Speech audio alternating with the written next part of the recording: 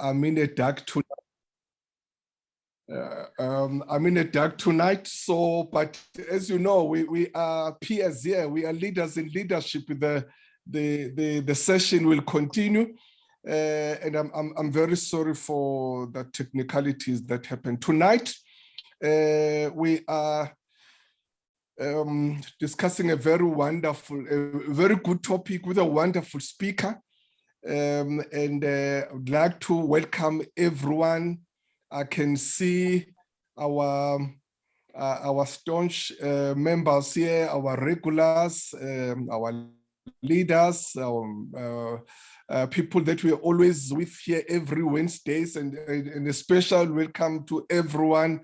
Please bear with me if I'm kicked out in and out, as it will happen to some of you as well. You know that load shedding is going to be a big factor tonight.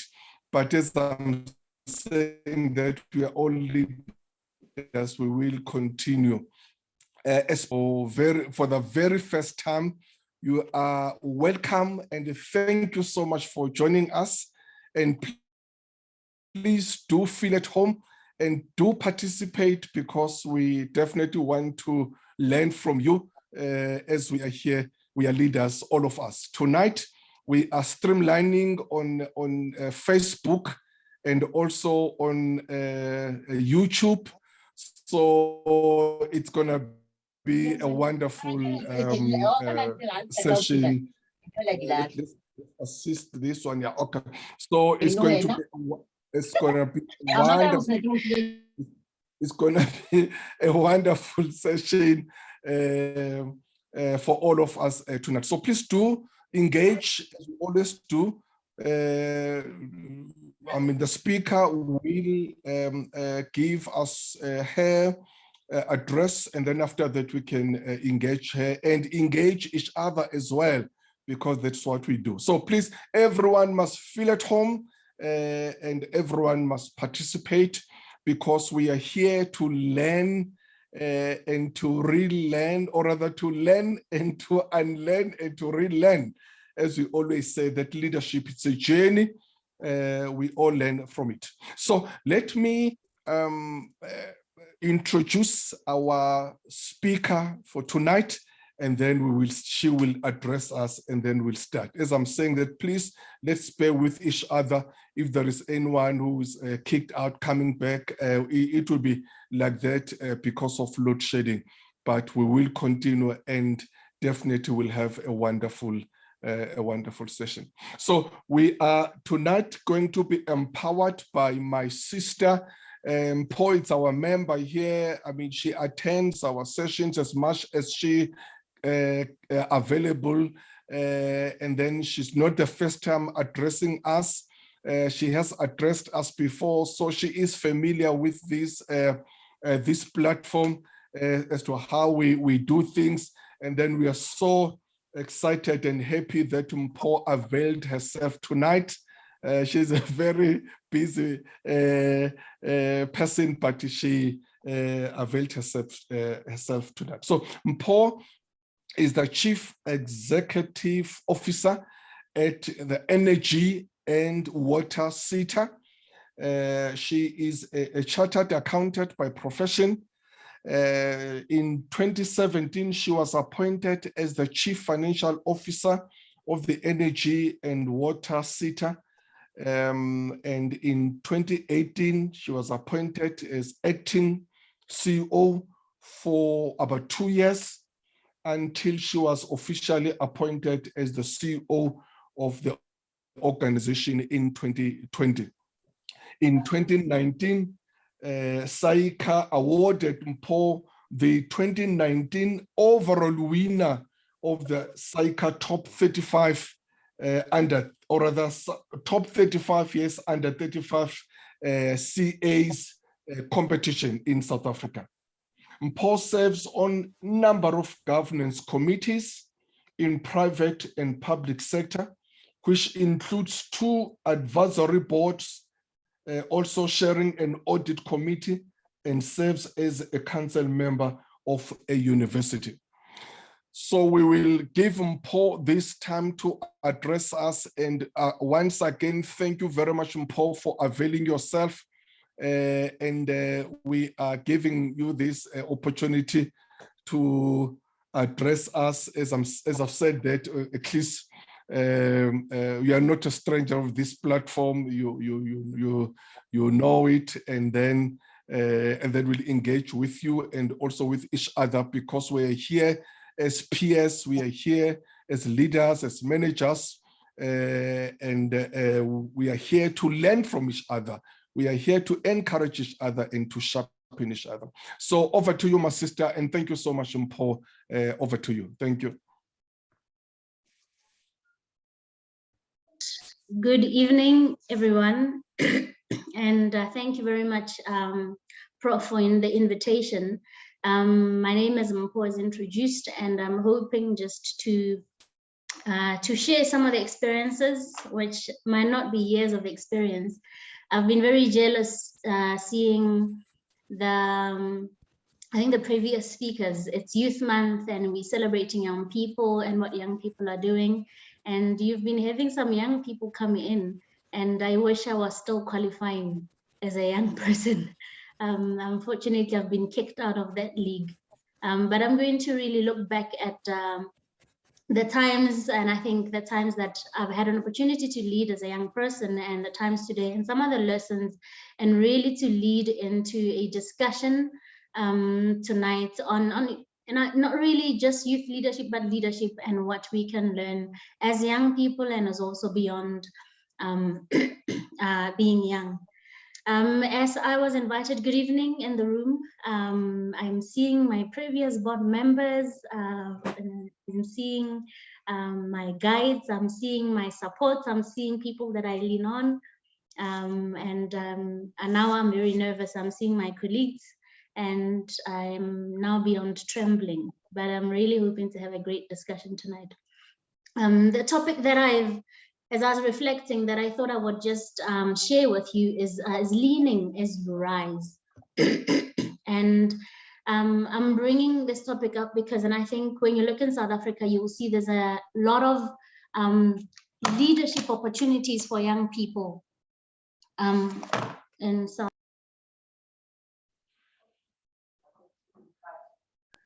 Okay, am I audible? Yeah. Okay, there's a lot of opportunities for young people to lead in South Africa, and if you look at even the statistics, even board compositions, boards are looking for diversity and inclusiveness. They're looking for young, innovative thinking. I'm not saying experienced thinking is not innovative, but even for executive teams, they're looking for young people. And therefore, we're seeing a lot of young people take up leadership roles, and they are doing well. But we're also seeing a trend amongst young people and my peers of depression. We're seeing a trend of suicides. We're seeing a trend of burnout and dropping totally out of some of the roles that we've taken up.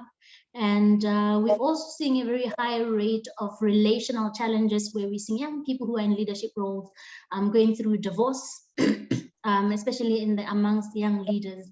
And the speed at which we are rising as young people has increased exponentially.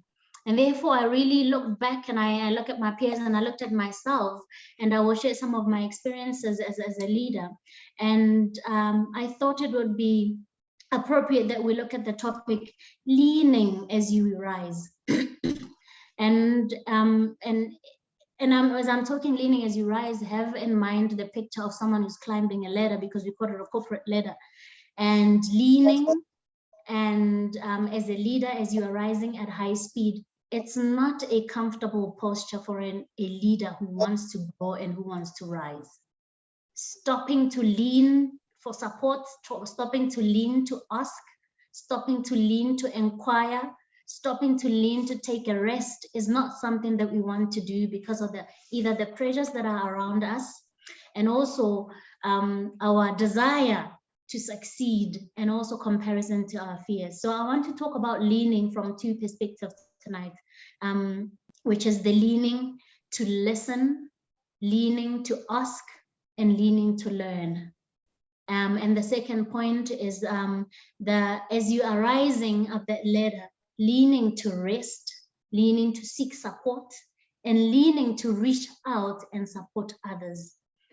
So those are the two areas where I would like to really center the conversation tonight. So first, leaning to listen, leaning to learn, and leaning to ask. As young people, of course, we don't know everything, and sometimes we want to know everything. And called into a number of leadership positions, asking, inquiring sometimes make us vulnerable. And when we are young, we don't often want to look vulnerable as leaders.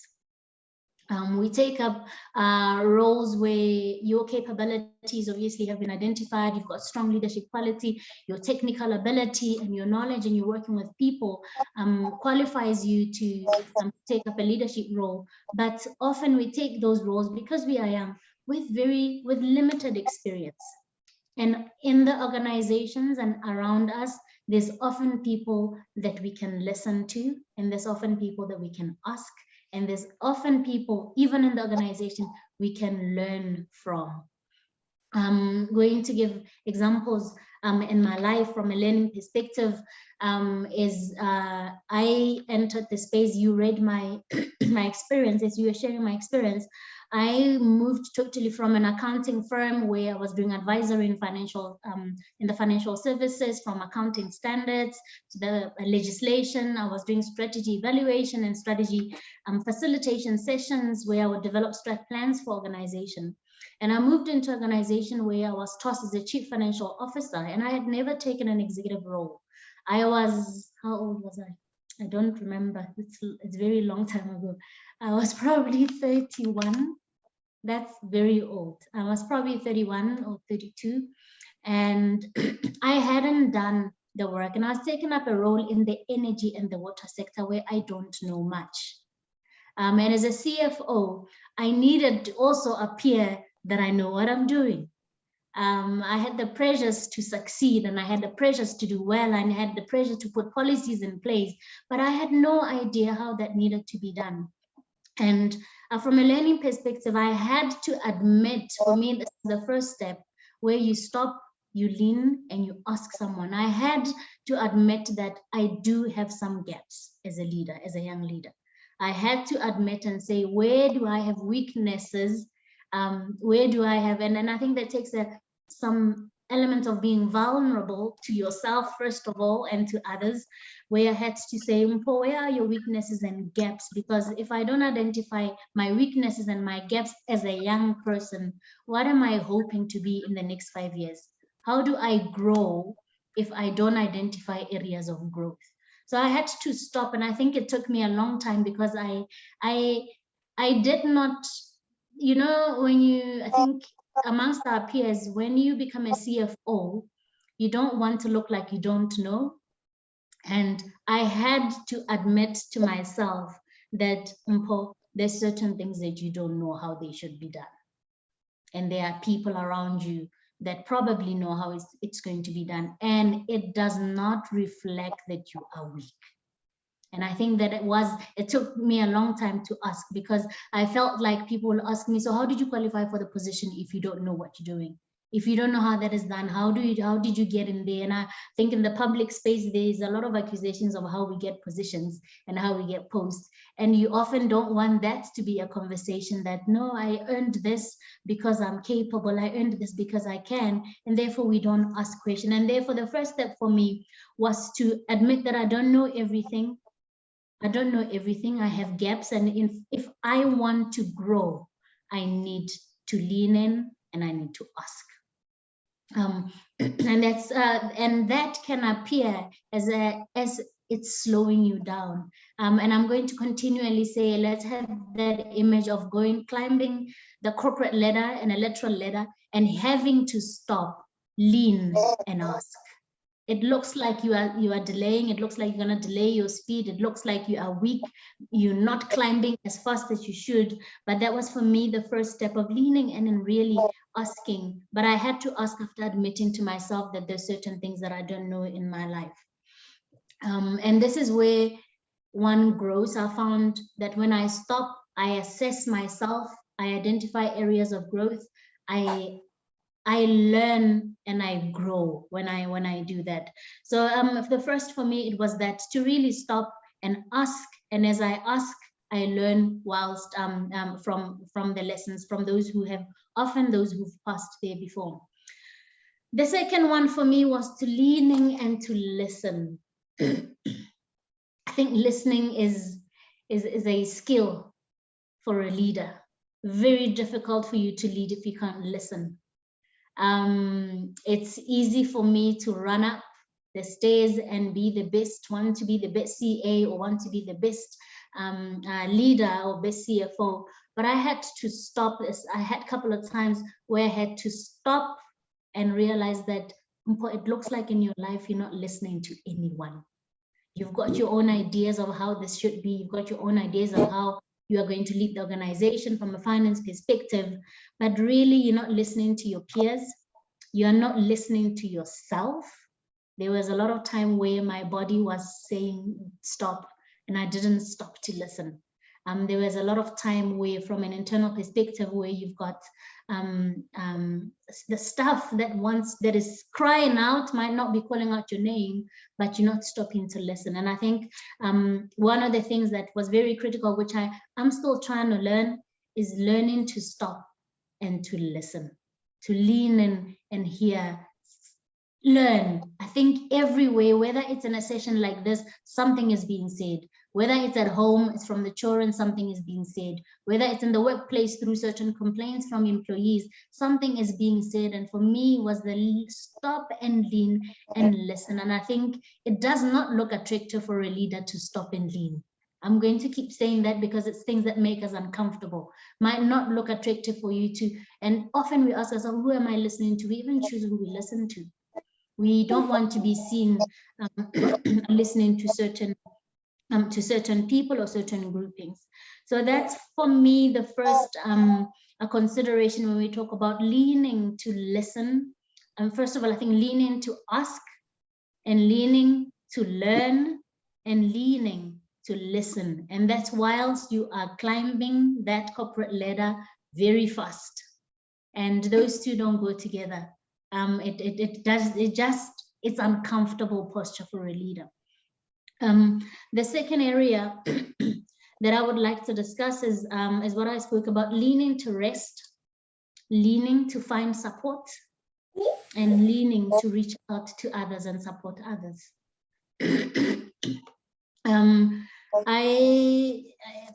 Personal story again. So I think I was appointed as an acting CEO just 2 years after serving as a CFO. And in the times where I was taking up the new leadership roles, I was going through divorce in my life. And one of the things that I threw myself into was work.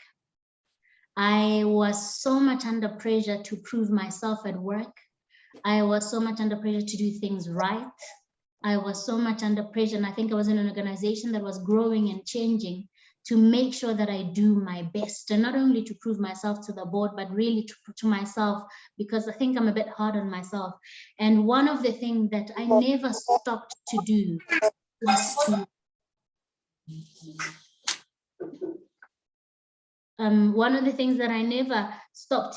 to stop to lean and rest. And often it's because we don't create the room to rest. And I don't know whether we don't create the room to rest or whether there is no room to rest.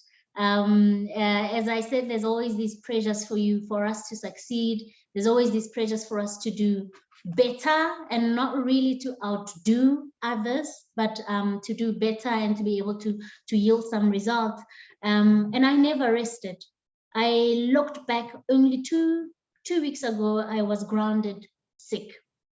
I had just returned from Italy, and I don't know whether my body was 2 weeks ago, and my body wasn't, I don't know whether it's climate. It was 35 degrees in Rome, and I moved here, and I got here, it was about 6 degrees in the morning. And I was grounded for about 2 weeks. It was the first time in my life as an executive where I missed a board meeting. the first time ever. And it does not mean in the last 5 years I've never been sick. In the last 5 years as a leader in the role, I never put myself first. It was always the organization and the pressure to prove myself, the pressure to move, that even in a board meeting, feeling unwell, I'd make sure that I rock up. Even at a stakeholder session, even where I'm not feeling well, where I've had a terrible night dealing with the personal things in my life, I would still rock up at work with a smile, with my lipstick on and my high heel on, moving up the ladder. And I never gave myself the time to lean and really stop. And I think I've learned this very late, only in the last 2 weeks, where I had a board meeting and I had stakeholder engagement, and I said, I'm not feeling well, I'm going to stop and rest. One of the things, and as I said, we see a lot of young people who are burning out. I've got a couple of friends who have totally changed careers because they've started hating the roles that they are in, because we're constantly on the run to rise. We're constantly working on lifting ourselves to the next stage and to the next stage, and neglecting our body and not neglecting to stop and to rest. So that's one area. And I think the next one is leaning for support. As I said, leaning looks like you are relaxed. It looks like you are weak. It looks like you are not as good a leader as you should be. And I think it takes confidence for a leader to stop and rest. It's a confident leader who says, I know I'm a leader. I know that I need the rest because I can't lead when I don't have the adequate fuel to go on. And the next one is really leaning in to find support. There's a lot of people who have walked the journey, and it might not be asking, it might not be listening, it might not be about learning, but to find people who can walk with you. As I said, we don't know everything, and there's people who've walked the journey. I don't think there is a leader who can ever raise their hand and say, I'm a great leader and I've done it all by myself. Am I still audible? I'm seeing a lot of things happening with my, is it okay? That's fine.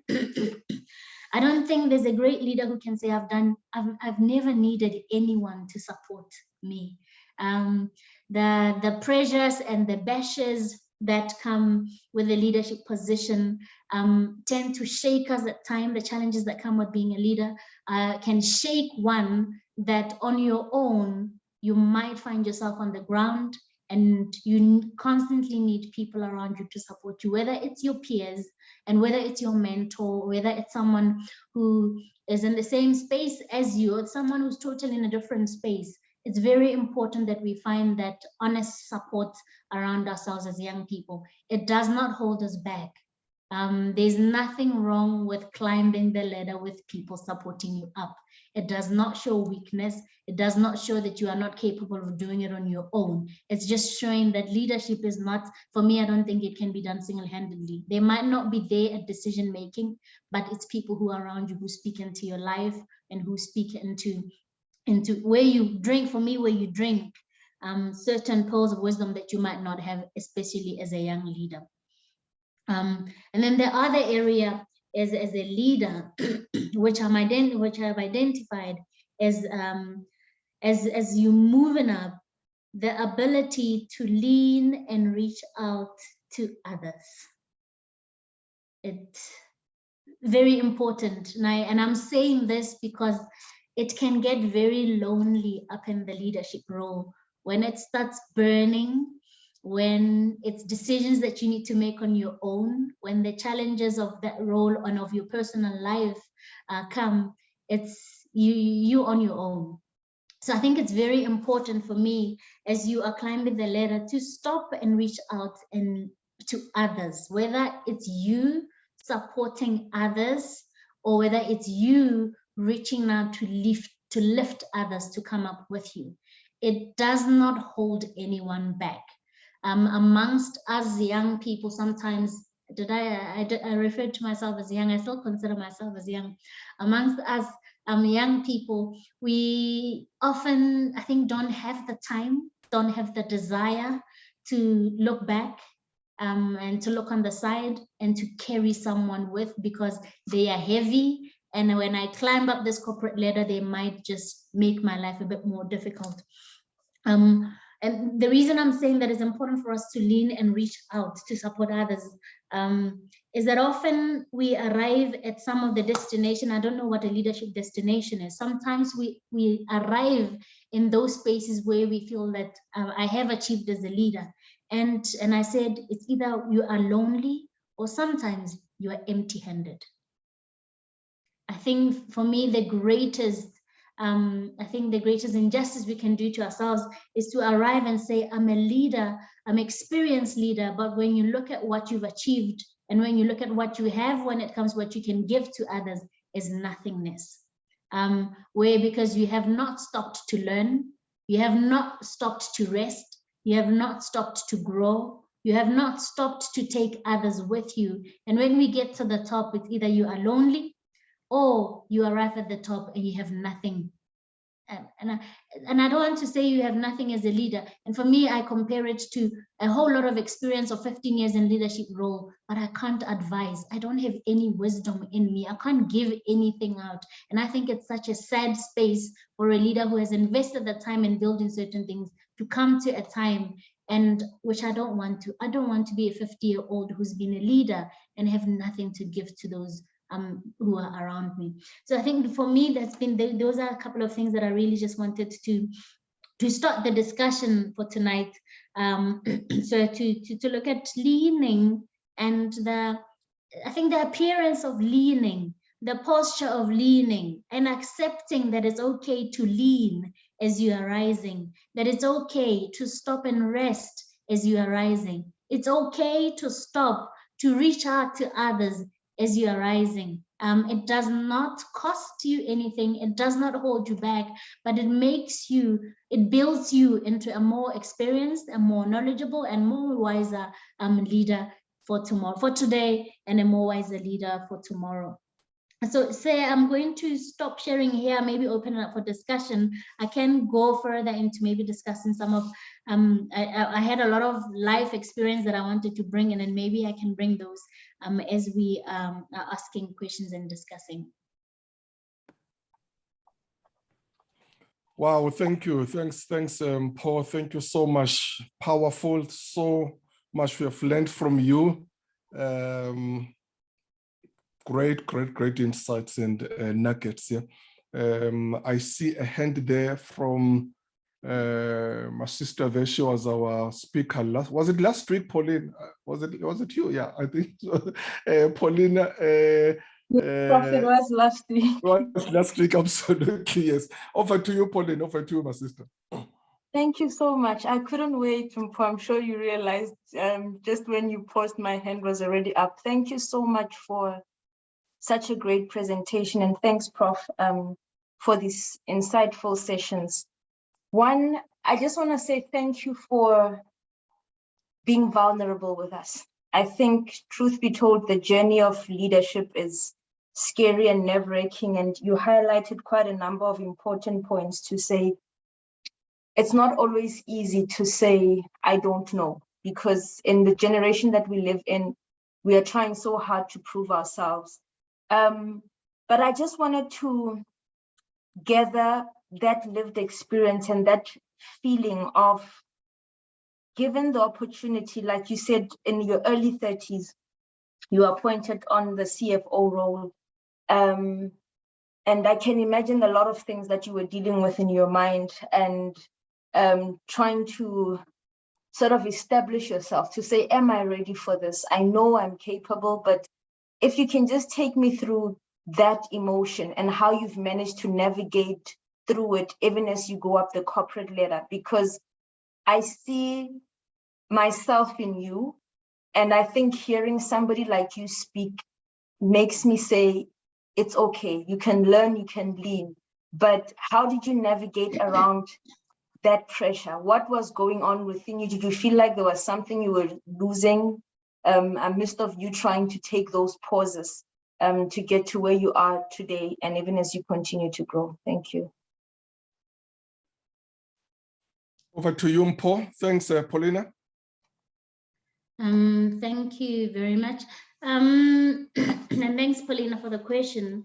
I think for some time it might not have been very evident. And I think I was excited because I think the first thing that you're excited about is being appointed to an executive role. My excitement also went into, I've always wanted to serve in the public sector. And imposter syndrome didn't kick in right at the beginning. And I think only 2 years later, when I moved on to an acting CEO, I suffered greatly from an imposter syndrome. But initially, as a CFO, I think one of the things that really gave me the comfort and sometimes kept me going was, I'm a believer, and I believe that God has brought me for a purpose.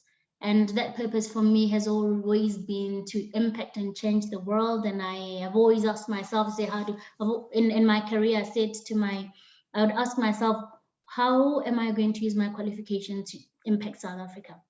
So I think the first thing that really assisted me was understanding that is another platform that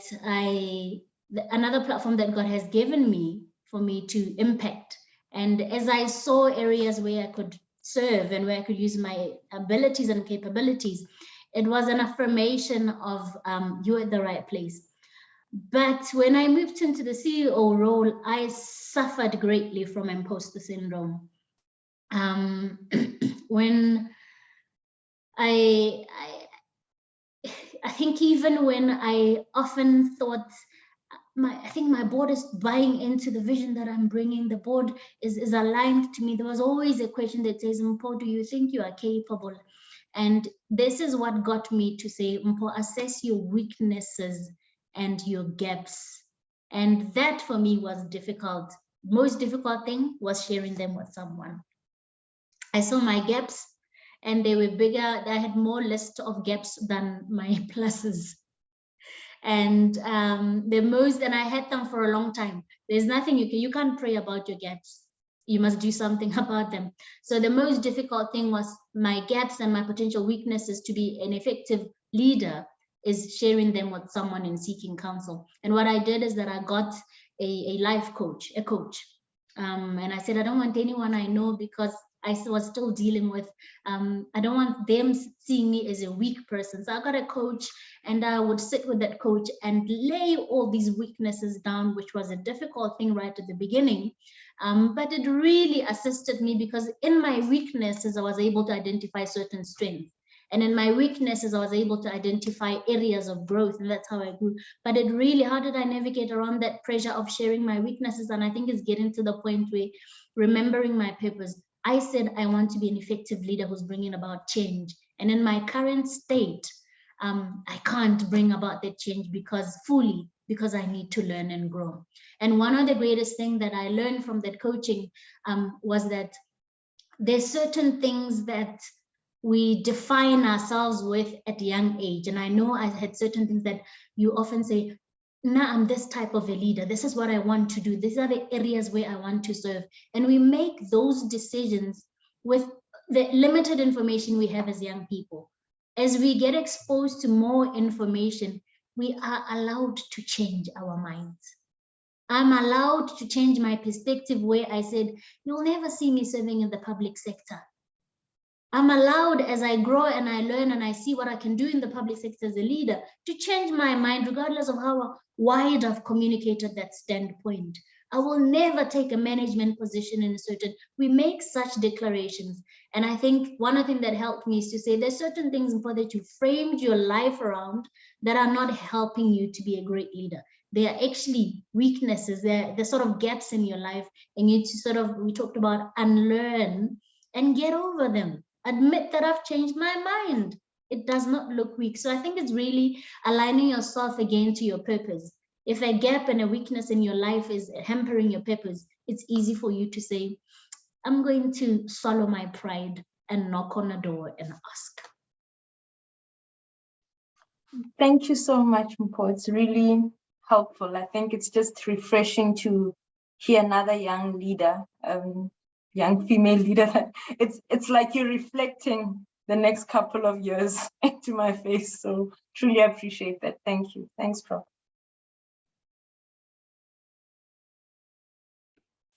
Thanks, Paulina. Thanks, my sister. Thank you very much. I see a comment there. I think maybe Dr. Jerry Gule may do some justice if you can just express yourself there, Dr. Gule. Maybe, help us to understand your comment and your question as well. Dr. Jerry Gule. Thank you, Prof. No, you know, Mpho is making me think around how, as people, men and women, we approach this subject. Because I'm just thinking, and I wonder, Mpho, what you would say to this point. Do you think that a young man, let's imagine yourself being a young man, and I know this is unfair because we're not a young man, but you have, I'm sure, colleagues that are in these roles. I'm just wondering, because there's this macho thing that we bring to the role as men, and there's then this tendency to not want to actually do the things, the great lessons that you've shared with us this evening. So I'm just wondering, because you know the ego thing, although it comes up, all of us have egos, but I'm just wondering, a professor and everyone else on the platform, and we have observed people, young and old, how they, particularly men, how we show up and how we play this particular role. So Prof, it's just musing, and I'm sure I'm putting it out there to all of us to think about it, whether or not we would do this, approach this role, because there are other dynamics that play. I'm the man, I'm the one that wears the pants. You will do as I say. We still hear those things being said by leaders. I was talking to, let me just mention the province in the East, speaking to a crowd of people there. And one of the remarks that was made by, which really disheartened me, that leaders, and I was talking to leaders, is either my way or the highway. And I'm thinking, in 2022, I actually walked out of that a little bit depressed. So I'm just asking the question, Prof. Thank you. Thanks, Doc. Thank you very much. Mpho, would you like to respond there? And then we'll take other colleagues.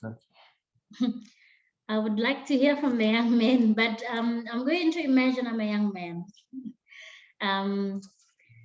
Sure, I'm going to try to picture, like I said, I'm always trying to picture moving up the corporate ladder and having in my fine young man suit and tie, and just having to stop and ask while people are watching, and often ask even women.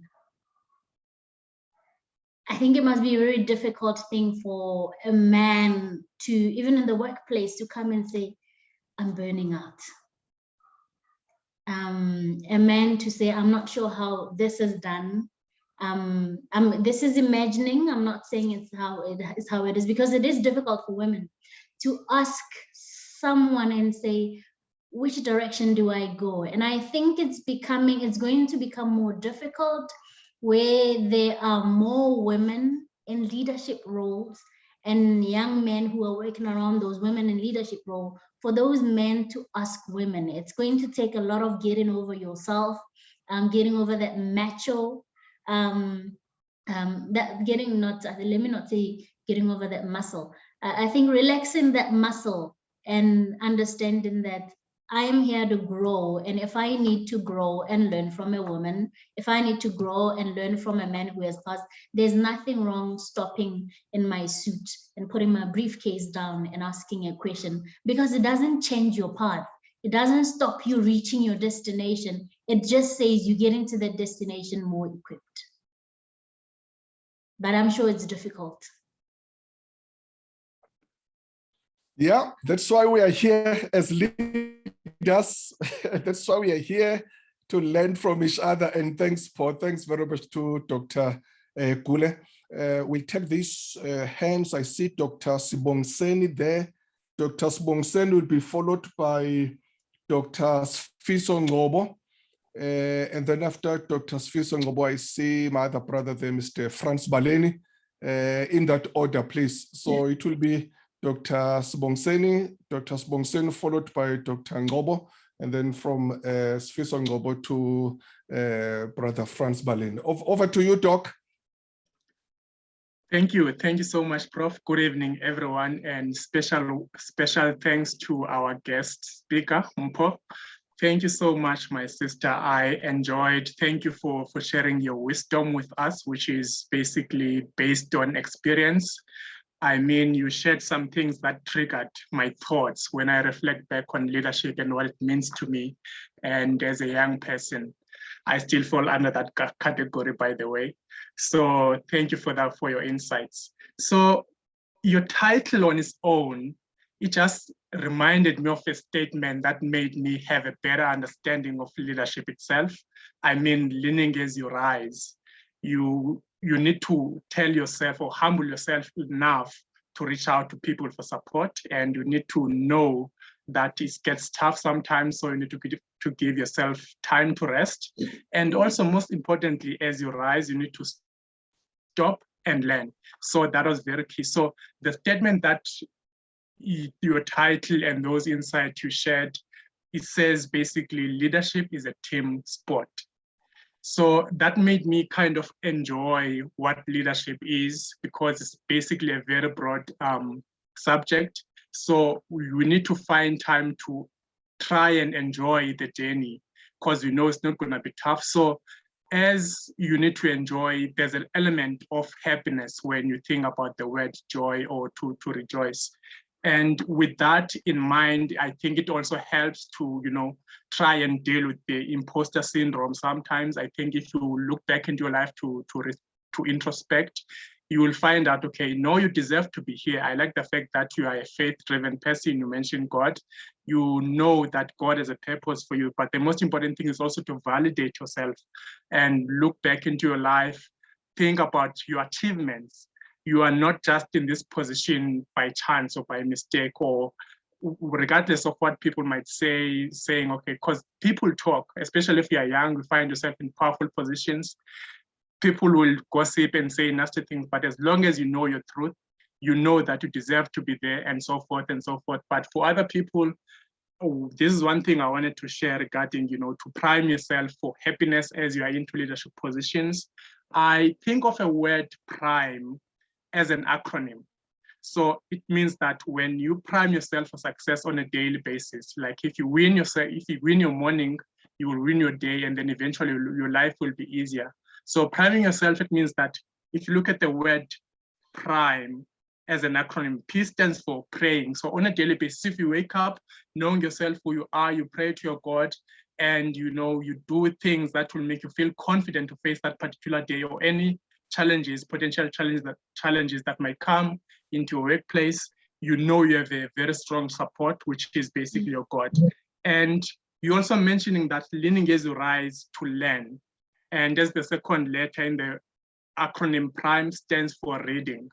So when you read, you are basically allowing yourself to learn, reading books from people who are in the same positions, or any skill that you want to enhance into your life. It might be leadership, it might be, sales, or anything that you feel like might help you to excel in whatever position you are in. So that is very important. And also, reading is all about allowing yourself to learn. You are not only learning from books, you are learning from colleagues. There are people in your workplace that have been in that similar position, or even your superiors. You go to them, they show you the way, and then it becomes easier that way.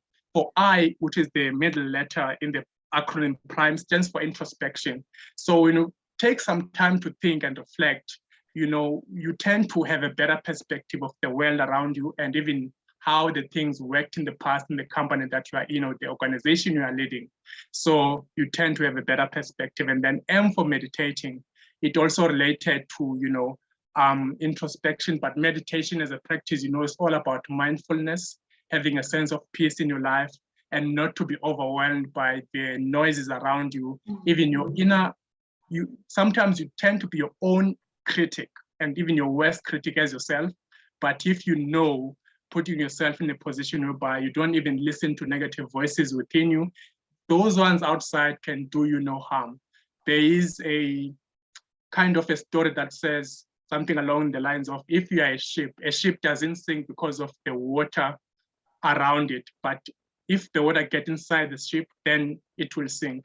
So it just means then that it's what is inside that will discourage you in your journey into becoming, or in your journey of rising to the top as a leader. And then finally, the last part, which is exercise. There are different ways you can think of. So exercise relating to your health. So it's very important that, as I see my internet connection is unstable, but just to wrap up, when it comes to exercise, it's all about your health and well-being. Make sure you eat well on a daily basis. You exercise. Don't have to go to the gym. If you walk, that is an exercise, or just brisk walk for 10, 15 minutes. These are things basically that help you to overcome your imposter syndromes and things related to that. So all you need as a leader is just confidence. And this approach, or this formula I've created about priming yourself for happiness, is also the same thing for priming yourself for success. So it's all about building your own self-confidence. And when you do that, you're actually leading yourself. And when you lead yourself, you basically allow yourself to be able, or to be in a better position to lead others. So thank you, my sister. It just triggered so many thoughts in my mind, your title alone and your wisdom that you shared with us. I will stop there for now. Hopefully this will help someone else who's listening. Thank you so much. Thank you, Dr. Sibongiseni. Thank you very much. I wanted also, if you don't mind, Doc, because Mpho spoke about listening as a skill. I know that you are a chairperson of Toastmasters, and during my early years of leadership, I used to be a member of Toastmasters, and they used to taught us about listening. And any thoughts there before we continue to another speaker, Dr. Sibongiseni? Listening as a skill. Oh, yes, absolutely, Doc. Listening is a very important part of communication skills, right? So especially if you are someone who wants to learn. So Buddha says, if we are talking, you are not listening, you are not learning. So the best way for you to learn anything, this does not only is related to only to communication, but to learn and grow and develop, basically. So you need to learn, humble yourself enough to listen to other people's perspectives. You do not have everything figured out, but keep this in mind as a leader. Be humble enough to listen to other people's opinions. And your approach to learning must not only reflect to, on status of someone, or don't tell yourself, because I am a CFO or CEO, I cannot listen to a cleaner in my company. You will be surprised sometimes the cleaners or someone even on the street, the lesson that you might gain from those people, they are astounding. So treat everyone as equally important. That will really help you to actually draw lessons from everyone you meet in your journey, not only in your workplace or at home, in any place that you find yourself in. So listening, very key skill, especially knowing that communication is a crucial part of leadership. So at Toastmasters always emphasize, actually our tenets is leadership and communication. And when it comes to communication, we specialize more on public speaking skills. So it's very important to always open yourself to learn, and for you to learn better, there's no better way than to listening to other people. Thank you, Prof. Thank you. Thanks, Doc. Thank you very much, my brother. And now we continue to Dr. Sfiso Ngoboya. Over to you, Mapoloba. Thank you, Prof. Majola, and thank you to the colleagues. I see a lot of people that I'm familiar with without taking time. Thank you to the speaker, Mpho. We really appreciate it. Let me rewind, just make a comment first to say, I think at the time in 2017, 2018, when we were reconstituting the SETAs. I was the advisor to the late Minister Hlengwe Mkhize at Higher Education. One of the decisions we took was to ensure that we have young people leading the SETAs in management, in the board, and all of those processes. It means there was a conscious decision from the minister then and from the government to then ensure that we have young people to lead. Now I am bringing this point that is also not an accident that it just happened. Now government had to take a conscious decision to say, as we are rebuilding the SETAs, the CEOs, the executive, and the chairperson, we should have a mix of breed. Now, my question, based on what you have said, Mpho, is that obviously part of the challenge is that we all can lead, whether you are young or old.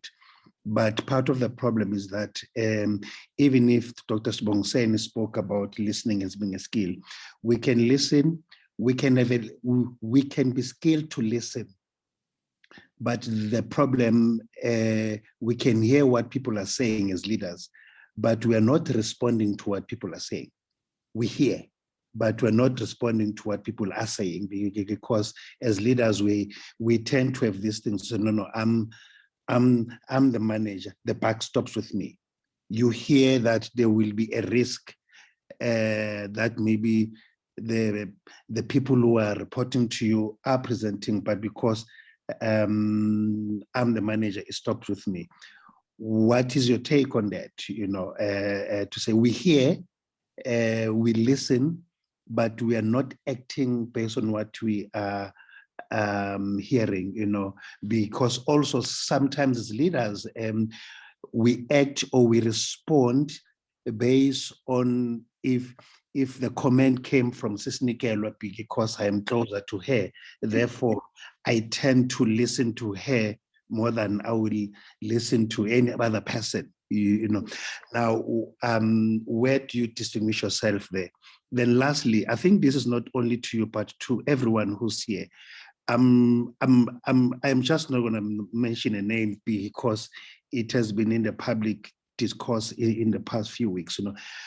I think also as a country, it becomes a challenge where we take people who are coming from where we are taking older people, trying to redeploy them in setting institution of responsibility.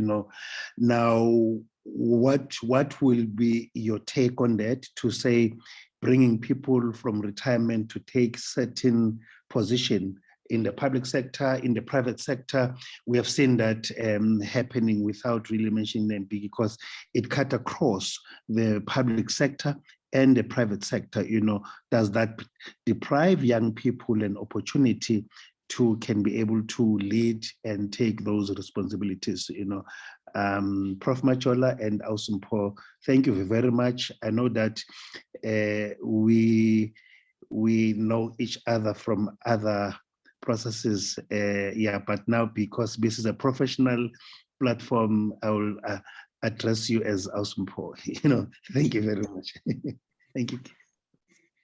Thank you very much for the comment and for the question. It's good to know that I'm aligned. There's an intention, there's an intent to bring in the young and the innovative. And I'm not saying the experienced are not innovative. And I think that's where I'm aligning my conversation when it comes to young people really getting to lean. Your question and your comment on listening, on hearing versus listening.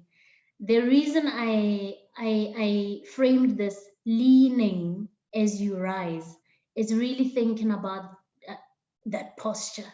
When you lean, you make a conscious decision to stop and to lean. Whether it's to lean and ask a question, it's a conscious decision. You're not asking and passing. It's while you are moving up the ladder for you to bend and lean and ask a question. And I think the difference between hearing and listening, and I think when you tend to lean and listen, you are intentionally doing it. And if you look at my framing, and I said the first is to lean, to ask, lean, take time to lean, ask, listen, and learn. If we ask and we hear and we don't learn, we haven't listened. And for me, that's the difference. And I think as a young leader, it's for us to make that conscious decision to, while I'm escalating at a higher pace, for me to stop and really decide that I want to learn. And I think that's, for me, that's the difference between hearing what people are saying and consciously learning from what people are saying. If there's no lessons that are coming out, it might be a lesson that I've already learned before that is being reiterated.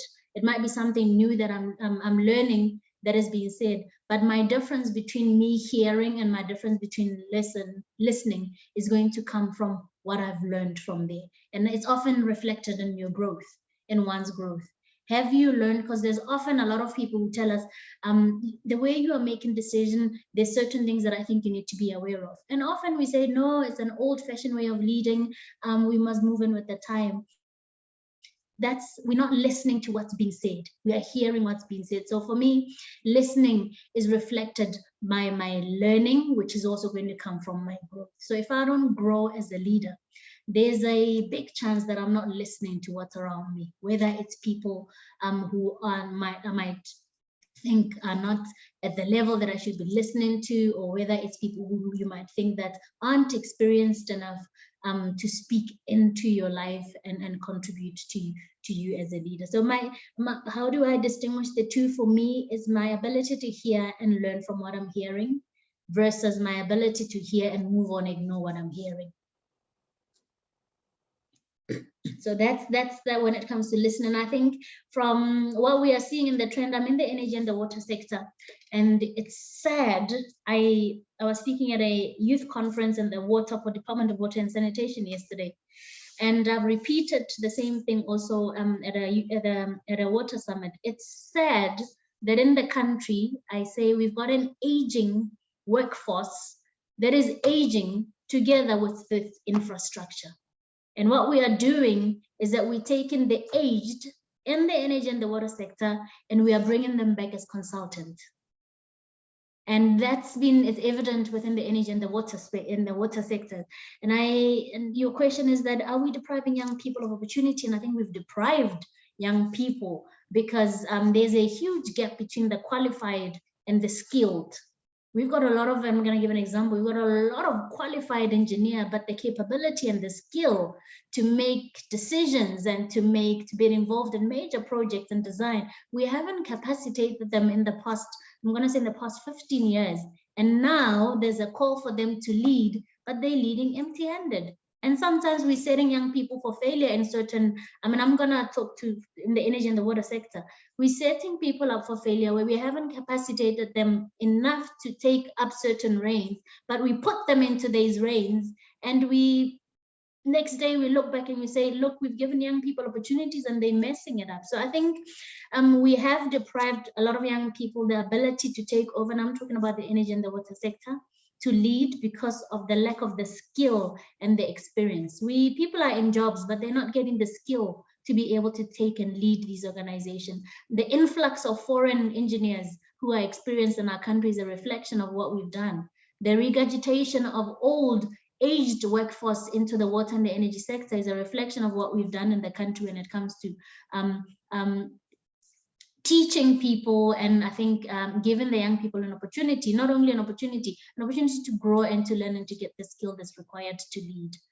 And unfortunately, these are the staircases that we take up as young people, and we run up and we fall fast. But I think, yes, your question, have we deprived young people opportunities to lead? I think in certain areas we have, maybe certain sectors it's better, but in the engineering and the energy and the water sector, we have done so. And the challenges that Prof Mazwe is seeing today with load shedding is an indication of such.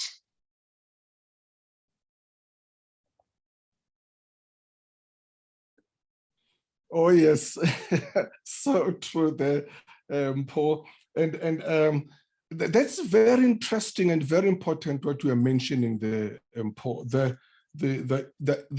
aging workforce, which is aging with the infrastructure. You know, some of us who are outside of the industry, I mean, we don't appreciate that, and it's very important that we come here because we hear those facts that sometimes that really those, and I'm happy to see my brother there, Professor Wellington Twala, because we've been trying to get one of the top water specialists in the country, Professor Begi Mamba, to come and address us here about this issue of water shortages and water problem in the country.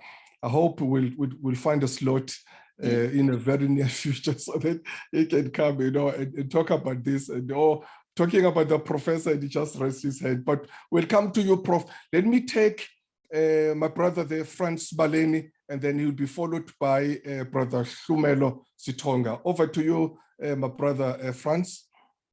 Good evening, Prof, and good evening, Mpho. When I grow up, I want to be like you. I've got two questions for you, Mpho. In financial space, you talk about financial modeling. In this instance, my question is, what are your personal values, which I would regard as personal moral, which guided you up to this position where you are now? Because I'm sure that's your costume you wear all the time in terms of values. The second one, how do you manage to deal with difficult people? You came in at the SETA's executive level as a chief financial officer. You said you acted, and then you end up being appointed. You are young, but I am sure you have an experience of dealing with difficult people, and how do you manage that so that they don't pull you down, if you have ever experienced that? Thanks. Thanks, Brother Franz. Go ahead, Mpho, go ahead. Brother Franz always calls himself our pensioner there. Mpho knows about that. But we always learn a lot from this pensioner, and we're always glad when he is with us. Over to you, Mpho. When I grow up, I also want to be such a pensioner. Sure, personal values. What models me, and I think I've mentioned it before. I was fortunate enough to have found my grounding in God, and my first value, I think, that really guides me is being true to self, which I've always said I need to understand who I am, and it will also talk to the second question that you asked about how do you manage and deal with difficult people. And I'm going to try to link it to leaning as I rise. Because I understand who I am not challenged by stopping, regardless of how it looks to others. It used to challenge me, and I think in certain areas it does. I am now, after 5 years of being in those leadership roles, not challenged by taking a break to rest, because I know who I am. I know what I'm called to do. Even if it might look like a weakness to others, I know who I am. So for me, one of the things that has really grounded me, and I think moving into the SETA space, and I, as a CA, when I said I'm going to the public sector, one of my senior managers said, why are you, back when I was still a manager, the senior manager said, why are you throwing your career down the drain so early by joining the public sector? When I joined the SETA, worse, it's a cash cow and it's a corrupt space is what people call it. And people are obviously often associated with corruption. Even today, I'm associated with corruption, but I know who I am. And for me, if where I get to be exposed to certain corrupt activities, I remember who I am. And in who I am, there's a critical grounding from an ethical person that I do not want to tarnish myself and get myself involved in things that I don't identify with, which I know the world, I always say the world calls it righteousness, calls it ethics, I call it righteousness. So I have always said I'm going to step into spaces knowing who I am. And one of the things that I about me is that I do not want to tarnish my hands, and I don't want to tarnish my character, and I don't want to tarnish who I am. So those are the things that have financially modeled me, if you want to call it a financial model. Certain things that have modeled me, which are my values, that I don't mind walking into a furnace and saying that the furnace will not change, can burn me, but it won't change my values and it won't change who I am.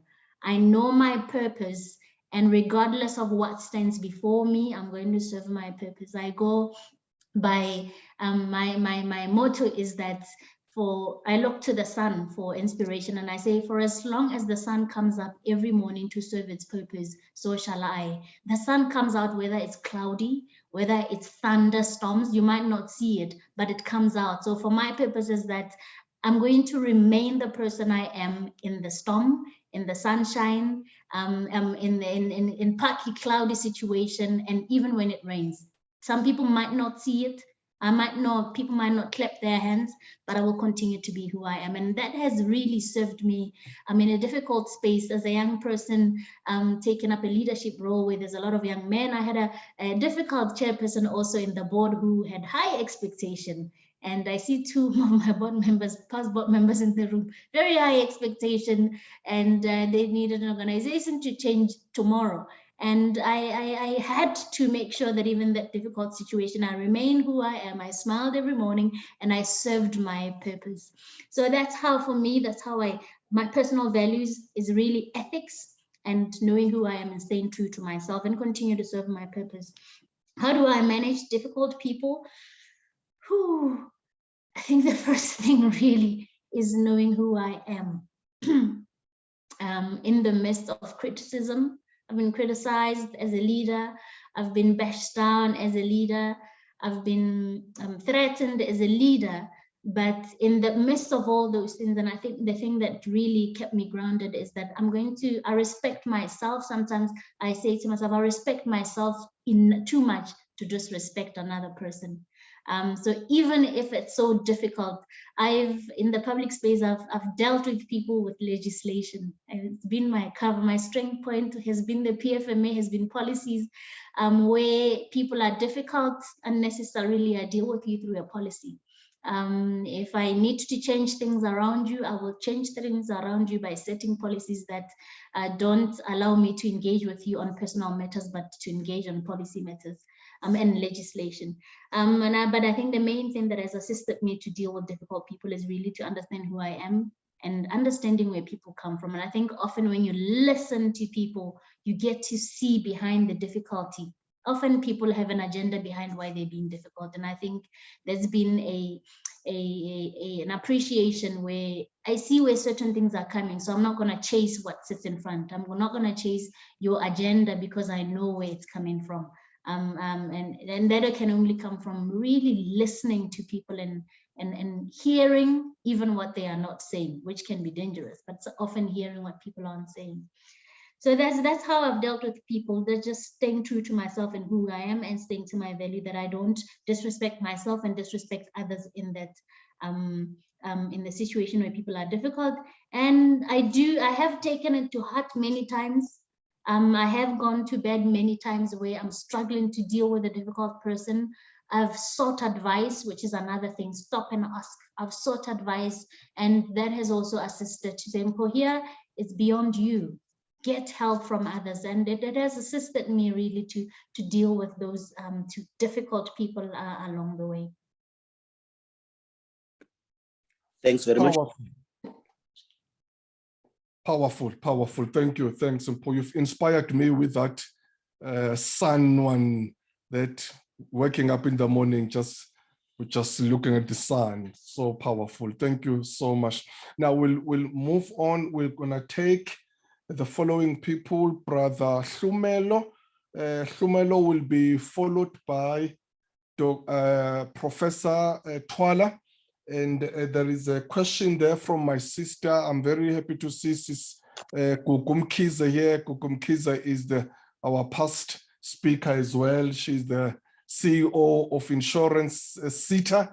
And then I see another hand there from Gift Mutupeng. Gift is from Chieta, the chemical SETA. So powerful. We're going to learn a lot tonight. We start with Hlumelo, over to you, my brother. Right. Good evening, leaders. Good evening, Mpho, and thank you so much for your presentation and your pearls of wisdom. Just a question. What are your thoughts around the structured mentorship, where the onus is on the organization to see it through, especially within environments where there are professional designations that entry-level candidates can work towards? Is there even an appetite from the senior colleagues generally to hold a younger colleague's hand and climb with them?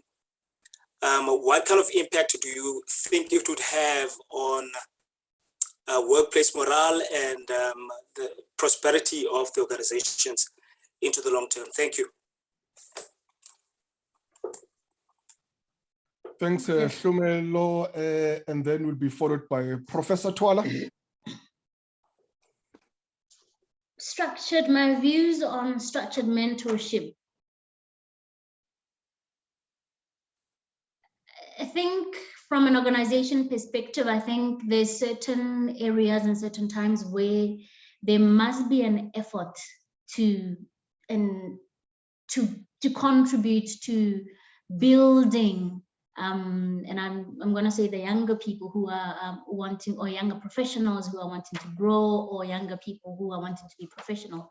I think there is room, a lot of room for them for that, especially in today's times where, and I'm going to often fall into the energy and the water sector, especially in today's times where there's a lot of qualified unemployed graduates in South Africa, and also a lot of inexperienced graduates who come with certificates into the workplace, but zilch desire to even work, and no work morale, no work ethic, and I think there's a room for that structured mentorship. And I think it works well at lower levels. When it comes to managers who are seeking to become executive leaders, it can also assist, but often from a manager who's wanting to be an executive leader, structured mentorship might not really help a lot, especially in the same organization. I've seen another thing as a CA, where you have another senior, a partner, who works with you as a newly qualified CA to become a partner. It works, it can potentially work. But I think when one wants to become when you are a manager and you want to become a specific leader, I think sometimes the onus is unto you as a manager to look out into the types of mentors that you require. And often they might not even be in the organization, because your vision is not tunneled just in the organization. You want to grow widely, and then it's sometimes the honest into you, but it does assist. For those who have not identified such, it assists to open up those programs. But I think it works at different levels, and that's just my view, that at different levels it's really beneficial and needed to groom young people and structure certain leaders to assist young people to move up. And I think for the organization, it builds the organization also. For the staff, it shows that you care and you want people to grow. You're not only concerned about deliverables. But I think when it comes to when people who are aspiring to get into executive leadership roles, you can open it up, but I think it would be good to invite, as an organization, mentors from outside, if you were to introduce such programs.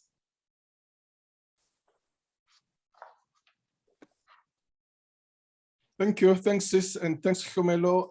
And the next one will be Professor Twala. Over to you, my brother. Now, actually, good evening. Thanks, Professor. Thanks in terms of your presentation. So, just quite nice, quite nice. I think my question is around your comment around young people in relation to experience. In terms of appointment. So I think I come from the engineering background, and I still do a lot of work around that particular area. So I think my question that I want to put to you, are we not having competent young people, or we're appointing young people who are not competent in that particular area? And then we end up saying young people are not competent. So I'll tell you, I was in a meeting today So with one CEO from China, just running a business, they've got a turnover of over $1 trillion, 28 years. In South Africa, we're just talking after a meeting to say in South Africa, I don't think we can give a person who's 28 years. We appoint a CEO to run a company that is over $1 trillion in terms of turnover, in terms of annual turnover. I mean, in terms of that. So, I mean, but to me, I do understand. We can talk about one municipality. So I've got one particular student. I've got some students who have been appointed as NED. In fact, in one municipality, they are young. They're actually doing very well. They've been given an opportunity. So you could see now, even without any particular mentoring, I think to me, once the people are competent, we need to appoint the correct people. I think to me, I've said in many interviews where they even invite me to chair those type of interviews. So sometimes it's a reluctant from those people who are in leadership to appoint young people who are competent. Those people who are not competent, who are not yet competent as young people, we always fight in those PECA meetings to say this PECA person must be appointed because somebody is favoring that PECA person. So just in terms of, appointment. So I'm just saying, I just need your particular comment in terms of that. And the professor, the last question that I want to ask, part of the thing, young people, they're being appointed by the aging infrastructure. So part of the aging infrastructure, they've got some selective preferences in the appointment. Can you comment on that? I understand in terms of engineers, we've got so many South African, Black, who are competent in terms of extra standard. When I talk about a competent engineer, it's a person who's registered with the Engineering Council of South Africa. We consider the engineer being competent. We've got a lot of those. So, but they are being overlooked. What's your comment on that? Thank you, Chair. Okay.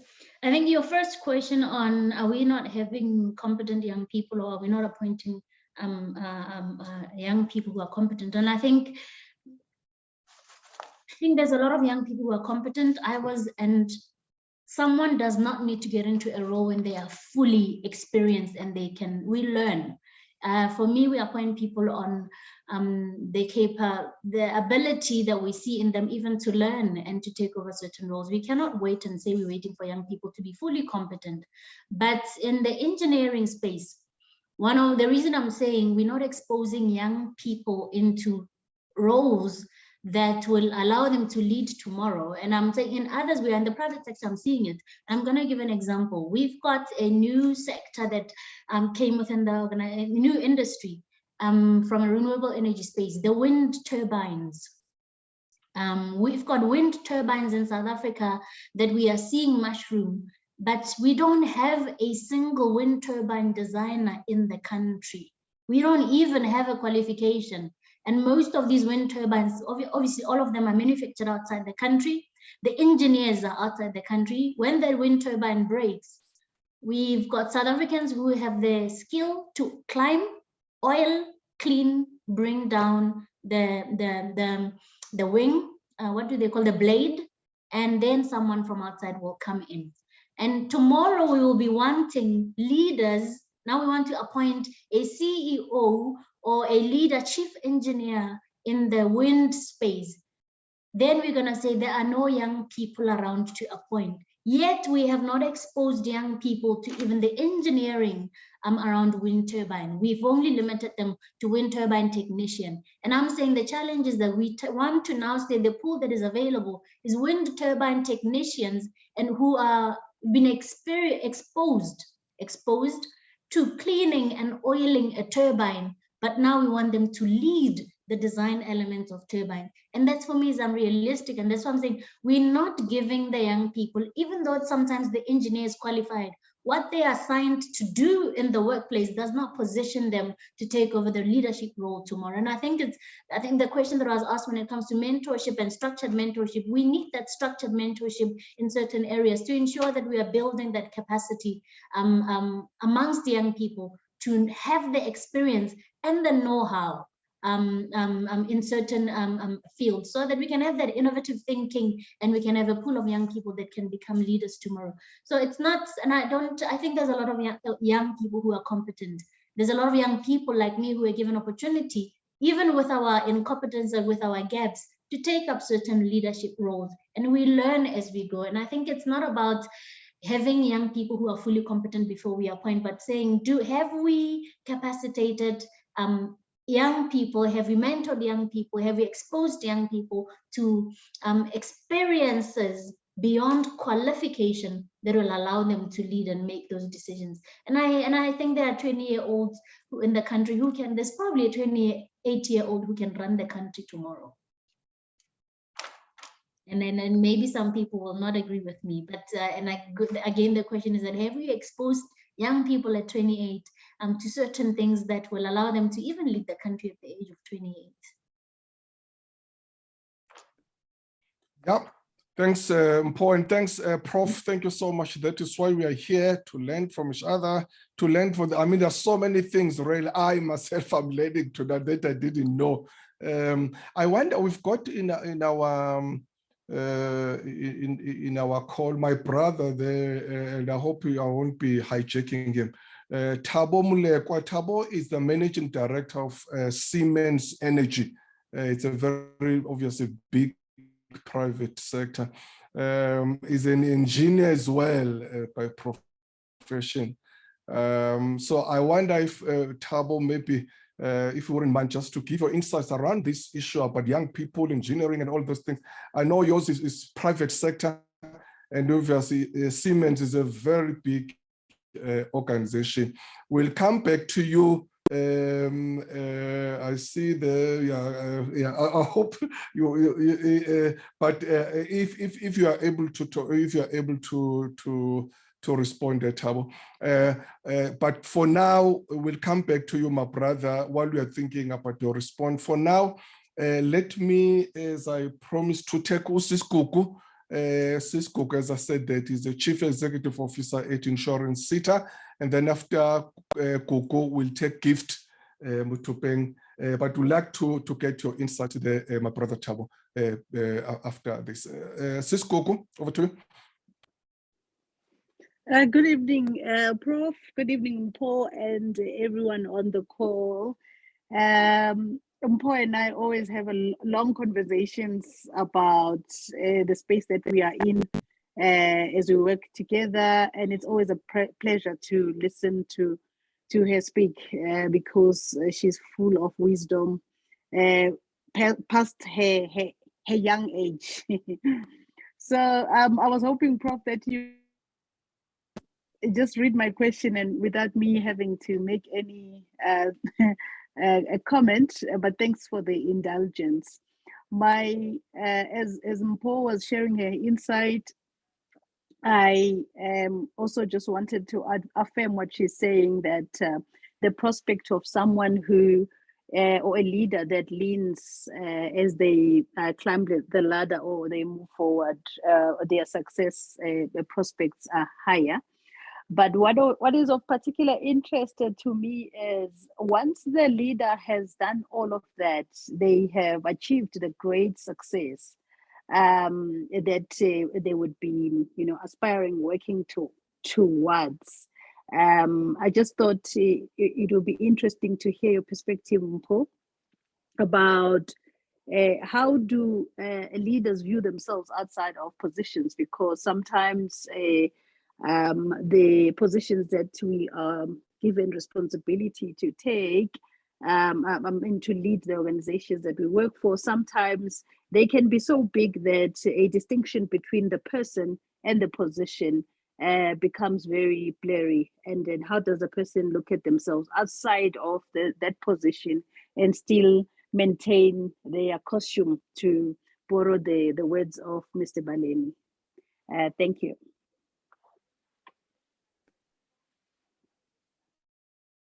Thanks, Siskuku. Thank you. Mpho, do you want to take that one? Thank you, sir. I think a very important question. Position of power outside your role. When I look at sometimes the challenges that we have with people fighting for positions and holding on to positions, I think this is the greatest challenge, because sometimes people have not defined themselves out of positions. And I think a leadership, for me, leadership should not be a position, but it's a role that I continue to lead even when I'm not a CEO. I will lead in a different space. But I think because we identify, and our power is power in position and not power in a role and not power in who we are. Someone else, and I think that Ibaleni was asking me, if beyond CEO, what are the roles would I take? And often as young people, you would find that someone wants to say, I've been a CEO. I will never ever take another executive position below CEO. Because we have now confused ourselves when it comes to power, and we've linked it to a position. We often thinking that I need to be seen higher and higher. And I think that's one of the biggest, the biggest challenge, and for me, the biggest fear, where you view yourself as a position which is not permanent. And if you do so, you hold on to being a CEO at the SETA, that I'm even wanting to even buy being a CEO at the SETA, that I'm even appointing the board, given a chance to nominate the board members on those who will make sure that I remain the CEO at the SETA, because I've defined myself and I've seen power in that position, and I've defined myself to be this. And I think the best thing for me, for you to see yourself beyond the position, is for you to identify the role that I play. I am a leader regardless of whether I'm a CEO at EWSETA, or I'm an executive tomorrow at Siemens Gamesa, or I'm a manager in another unit tomorrow. I'm still a leader. And I'm not saying people should dream lower, but we shouldn't see power in positions. It does come with power. It comes with power because you make decisions. There's certain things, especially in the SETA space, there's certain power that comes with the position. But I think the major injustice we'll do to ourselves if we define ourselves to those positions, we even act, we don't stop to lean because my position does not allow me to lean. But I think for me, viewing myself beyond the position is viewing myself as a leader who is in a specific role. Me not being a CEO does not stop me from being a leader. And I think that will assist me that I'm not sticking to holding on to power, but I'm not losing who I am when I'm not a CEO. And these titles also solidify certain things. When people call you CEO and all of a sudden they don't call you CEO, you feel like they're diminishing you. That's for me certain things that says, okay, Mpho, this is a warning that you are defining yourself as a CEO and not as a Mpho who have grown to become a leader, regardless of what position they find themselves in. Some of us are leaders in churches. We are leaders amongst young women, without titles, without positions, but we still play that leadership role. So for me, I think that's what would help. View myself as who I am as a leader, regardless of what position I have. And I want to have issues with trying to even distinguish myself to say who is Mpho in the leadership position and who is Mpho as a leader.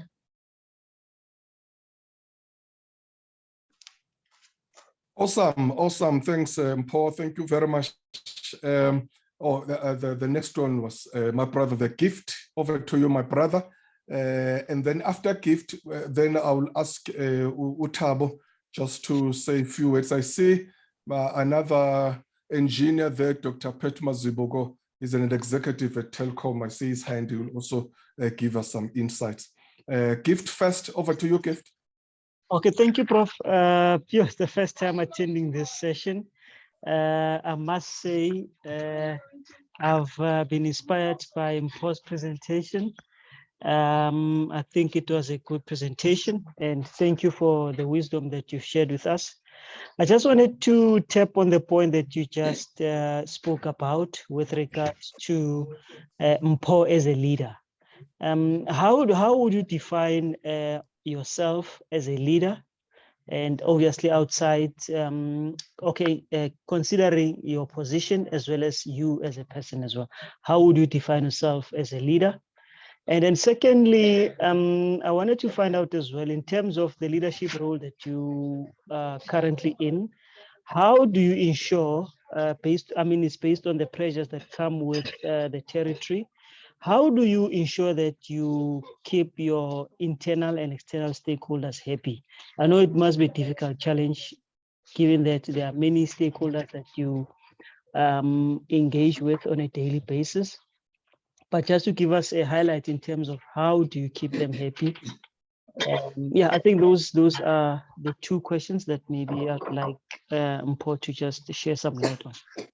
Thank you, Prof.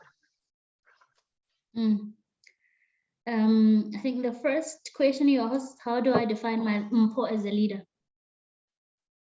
And I think that's the question. How do I define Mpho as a leader, whether in the role or outside the role?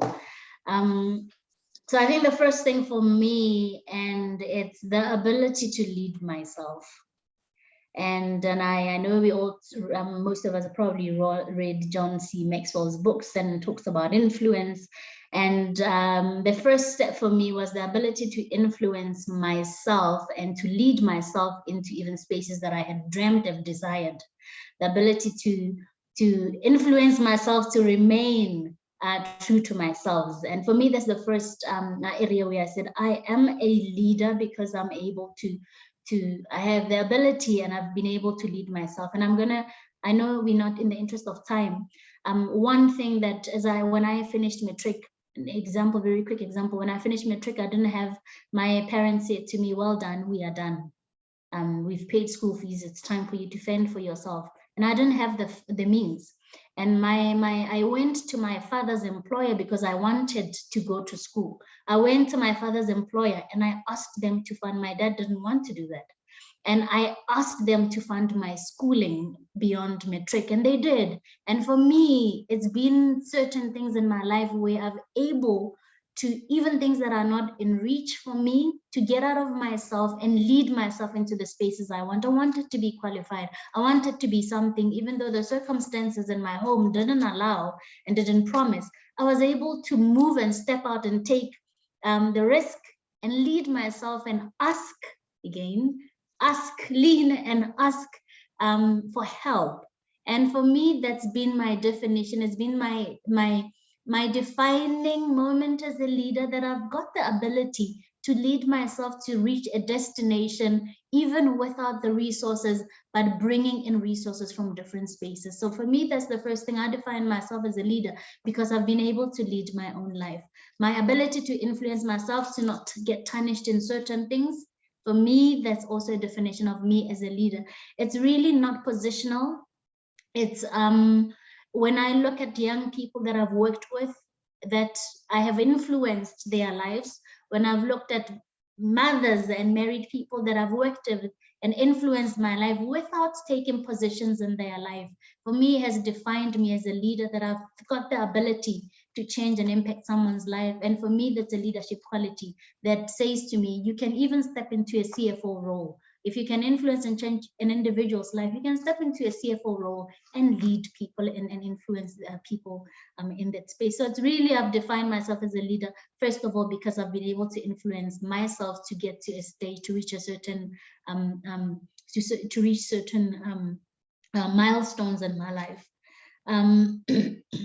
How do I ensure that I keep internal, since I'm still trying to find out how I keep internal and external stakeholders happy. In the role, I mean, there's just so many multiple stakeholders. And I think the first thing has been, and I know they're still not happy, we're still working on that. First of all is first is really knowing your stakeholders, knowing your internal stakeholders, and also knowing your external stakeholders, and knowing what you can give to them. At some point, I got lost and got trapped in the rut of trying to meet every stakeholder's needs and not considering whether we can meet their needs. And I think the first thing was to go back to say, what is it that I am supposed to be offering to the stakeholders, and what is it that they require? And we're still working on that to ensure that I understand stakeholders aligned to what I can offer the stakeholders, so that I'm not everywhere. I don't think we haven't reached a stage where every stakeholder is happy, but I think we're on the journey to trying to get to that stage. But it's really understanding my stakeholders and understanding their needs and what I can offer and how I can assist in those needs. the best thing also for me is to clarify. One thing that we've been doing a lot is clarifying what we do, so that I don't have stakeholders with unrealistic and expectations that I cannot meet, and not communicating to stakeholders such. So it's really that, and I think it's been trying to understand the stakeholders and understanding what I can offer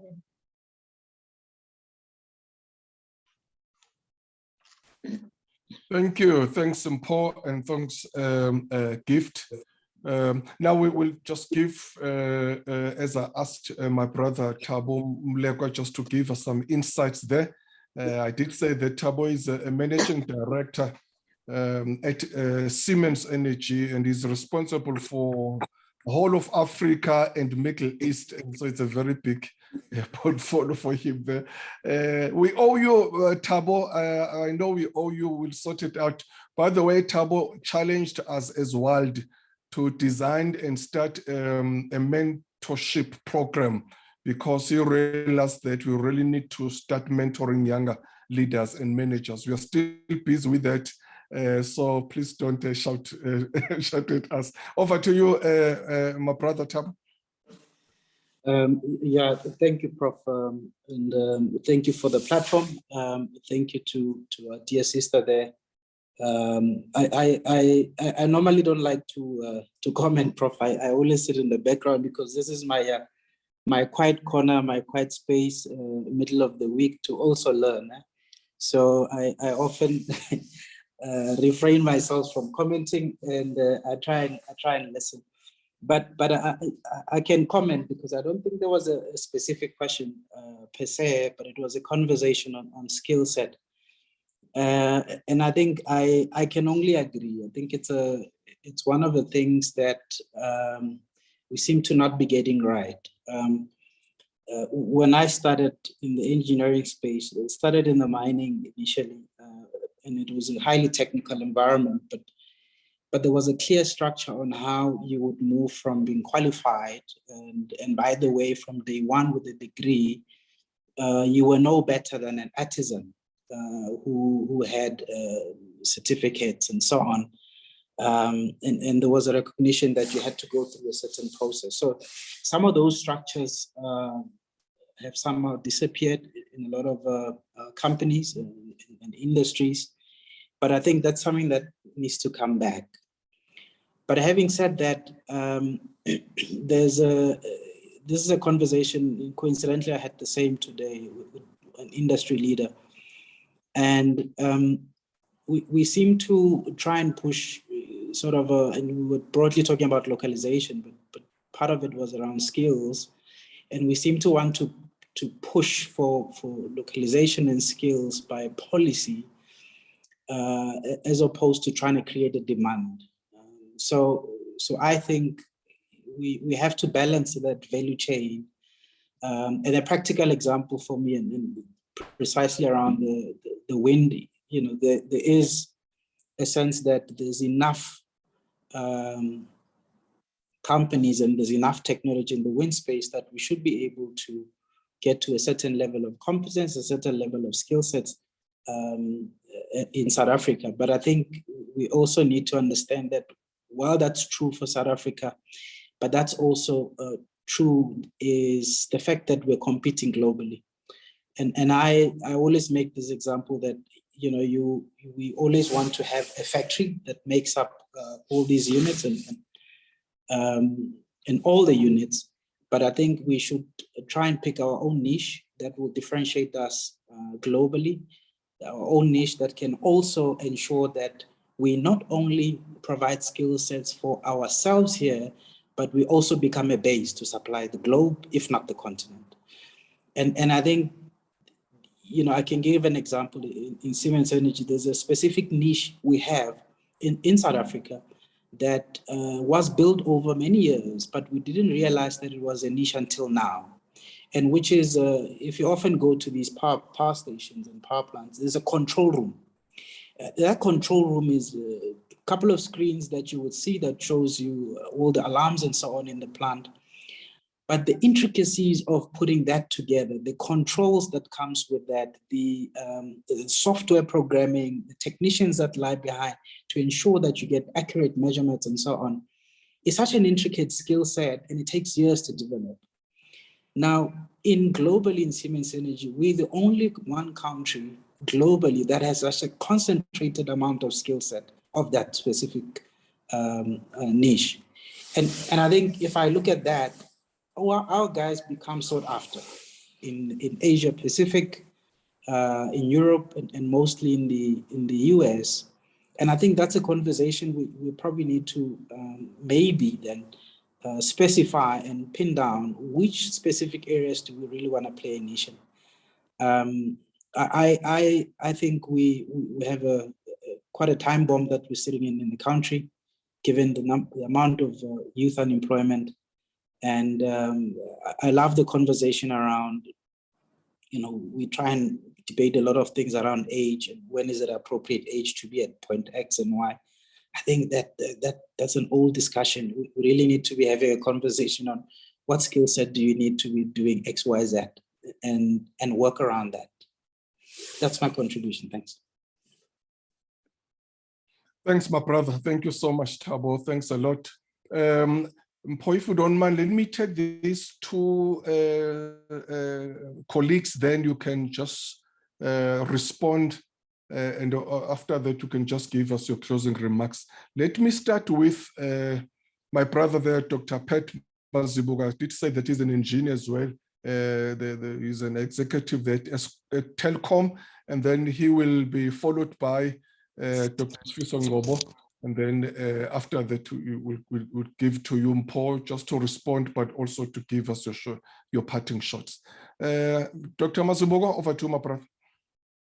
Thank you so much, Prof. A very good evening, colleagues, and greetings to Mpho. Prof, I apologize, I came in very late. I was still stuck in another meeting.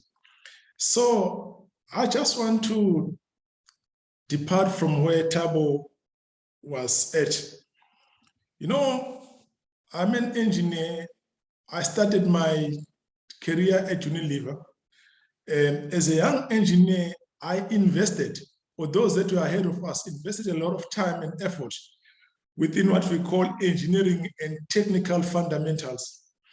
And I want to say, Prof, and also Mpho, that if we want to produce credible engineers and technicians, we need to invest a lot of time in making sure that they've got the correct fundamentals when it comes to engineering. But I want to say that this is a question or a function of time. People need to go in and get their hands dirty. You cannot be a competent engineer without going out there and getting your hands dirty. I know a whole lot of engineers that went into the mines. They moved from point A to point B to point C and all around so that they could get those fundamentals. So it's important. So I'm just going to say some of the things at a very high level. Then secondly, I think it's important also to understand that the higher education institutions also play a role here, says Mpho. I have also taken stock to some degree with some of them. They're still putting a lot of effort in what we call obsolete technology, because they're trying to make sure that people understand certain things, but the technology that they are teaching people right now is totally obsolete. So when people walk out of engineering faculties into a working world, it's a completely different thing altogether. Then another thing that I thought I would bring, Mpho, is that we also need to pay young engineers with experienced coach, like Thabo was saying. This will give them some responsibility to run operations and maintenance, even get them to do some designs, implement those very designs from cradle to grave, because these are the things that we are not doing. But then another question that you could ask ourselves, I think Thabo has already challenged us: how many engineers and technicians are we mentoring at this point in time? How many of them are under our belt right now that we could proudly say we've produced these things? Prof, in the interest of time, I just want to say this as I'm going to try and conclude so that I don't waste your time. If you want to measure the country's engineering future capability, You measure them by the amount of money and time they put into research and development. So the big question right now, Pratabo, and everybody that sits here is how much time and how much money in our respective spaces are we dedicating in research and development such that our engineers could be better and be able to handle the issues that Mpho has been talking about, the issues of wind turbines and everything else. So all that we're doing right now, we buy the technology, it's plug and play, our engineers are totally irrelevant, but we're here as academics, we're here as executives, we're here as leaders in our own right, we are not addressing that. So, Prof, can I conclude by saying, I want to dedicate myself in the call to action made by Utabo that we need to come up with this structure of mentoring and coaching. So I would want to raise my hand, Pratabo, I am available. Thank you. Wow, thank you. Thanks, Dr. Mazibuga. Definitely, it's something as well. We're still trying to design that program. As I'm saying that really, Brother Thabo challenged us to say as wild, try to put out some kind of a mentorship program that will assist younger leaders and managers. Mpho, I don't know if you want to take that one, or can we just give Sfiso, Dr. Sfiso, so that when you respond to all of them, and as I've said, and also give us your closing remarks. Dr. Sfiso Ngobo, over to you, my brother.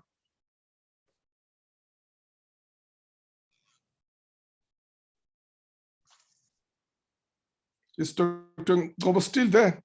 Yes, I'm still here. I'm trying okay. to, yeah. Over to you. I've been covered by the last two speakers, but then over and above that is to say, Mpho as an individual, unless I miss that one, how many people are under your mentorship? Some of us, obviously, were all product of certain mentorship, which then propelled us to be wherever we are, you know. Hence also in my other previous comment, I said there should be that positive intention. Maybe 1 second, Prof. Majola. In 1994-95, when we came in national government as younger people, at the time fresh from school and all of those things, some of us, we were able to survive and be able to rise through the ranks is because of certain individuals who dedicated their time to ensure that they provide a specific mentorship. Hence, as I'm saying, Dr. Martin Jola, what are the people that are under you currently that you are mentoring? Maybe Dr. Majola, without taking time, let's have maybe a follow-up conversation maybe with somebody else, maybe, or somebody to then speak with this leadership in a process where the recycling of older people compared to purposely mentoring and grooming young people. I think the speaker who said a 23-year-old is leading a multi-billion company in South Africa currently is still a taboo. Thank you.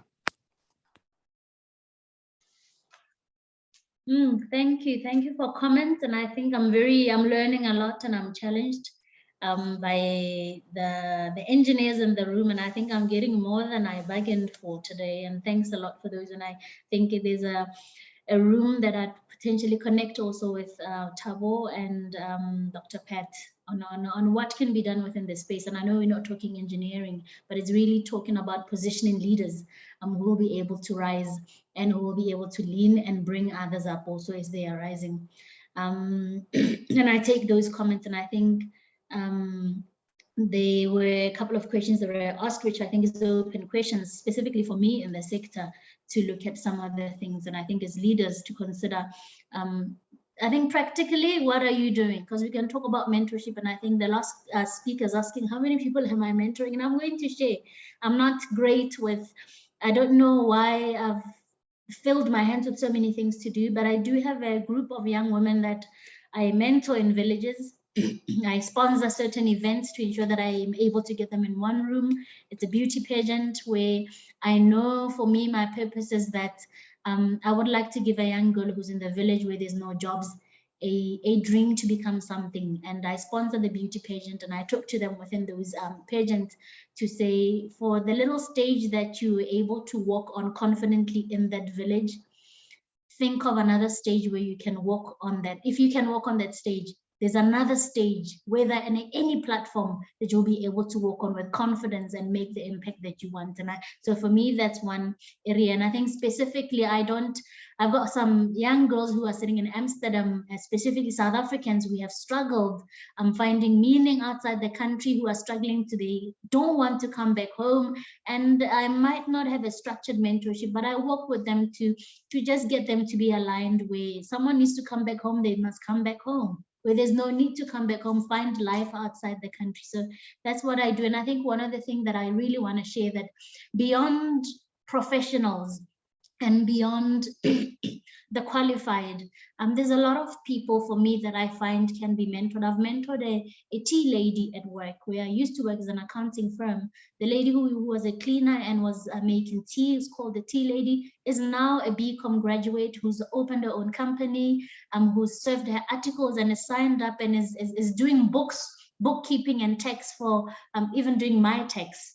And for me, it's that, how do I use my experience? I might not have structured mentorship. As I'm rising, the little time that I stop to lean, and whether it's speaking to one person, have an impact. And for me, those are certain things that I was asked the question, how do you define yourself as a leader? Is my ability to impact someone and see the difference in their lives, and for them to have the ability to impact another person. For me, can I cause a ripple? A wave that ripples, where I impact another person to impact another to impact one. So for me, that's really that. And I think it's a really great challenge that you're asking, how many people are you mentoring right now? And then, like I said, it doesn't have to be a structured mentorship. It's how many people are you leaning to say, I'm bringing you with, or I'm supporting you in you becoming the best version of you. And I say I'm going to, Prof, Majola, I'm going to close on that. And I think the most important is we are rising as we are, and I don't think a leader ever stops growing. So we never reach our destination and say we are done learning. As we are rising and as we are learning, to really bring others along, and not to forget to stop and really enjoy the views and lean and take a rest. You don't look like a weak leader. It's okay, especially to young people. And thank you very much for the audience, and thank you for the questions. I'm learning a lot about myself sitting here, and I'm learning a lot about other leaders, and I'm grateful for some of the connections that will come out of this room, all geared towards building a better South Africa, where we've got decent access to decent and employment, where we can build that prosperous Africa and South Africa that we desire. Thank you very much. Wow, thank you, Mpho. And there is comments there in the chat room from Connie Hoffman. There is also a misconception of succession planning in the workplace, if they're retired or even da-da-da-da-da. And Pumzelemia says that was a great response on how many people we are mentoring. Kudos, Mpho. That was a great presentation. Thank you so much, ladies and gentlemen. Thank you so much, Mpho. I always say that there is no way you will attend this session and not learning anything. Now you understand what keeps us so many busy people, top people from different angles. The scholars you see here, people, they always say that the doctors and professors and people from private sector and everywhere who always converge here and come every Wednesdays just to, as Thabo was saying, I mean, really, it's just a matter of just come, relax, listen, and just from a busy day as a leader, you just want to come and learn from other leaders, and also it's part of growing. So thank you so much, ladies and gentlemen. Those who joined us for the first time today, please do remember that we meet every Wednesdays. Next week, Wednesday, we'll be here as well. Same place, same time, same login details, everything as we learn from each other. I can see that those who were here last week who came back, I see my sister there, Dr. Nikelwa, Tengimfana, and others as well. And also we just want to see you come back. And then Andrew Young, unfortunately, is not with us tonight. He's one of our staunch member here, challenged us that let us not be jealous, let us not hoard, hoarding information. Let's share and invite other people out there. He even challenged us that when you come, why don't we just bring one person to make sure that others also they learn as we do? Because I mean, surely you can't. I mean, you won't disagree with me that each and every time we come, we always learn from each other. So thank you so much. Let's hope that we'll meet you again. Obviously, we know tonight we were challenged by the load shedding. There's so many people wanted to attend or to join us, but who couldn't because of load shedding. Some of us we are joining in the dark, but thank God we managed to follow everything. So thank you so much. And I would like to thank Maji Mulokwanda. Maji is the guy who really who's in the technical side, who's just joined us, and you can see now we are able to stream, and we've got the YouTube channel. We've got tonight we're joined about, I think, around about 30 people via Facebook who attended, who were with us. So as we're here on Zoom, there were those who are following us, about 30 people or so on Facebook. And we know that that number will grow next week as people get to know that, because every week now we'll be streaming. So thank you so much. Before I'm cut off, and I can see that I'm about to be cut off. Thank you so much. Let us meet again next week, Wednesday, ladies and gentlemen. Thank you. Goodbye. And thanks. Thank you very much, Prof. Sorry, I'm about to be cut off.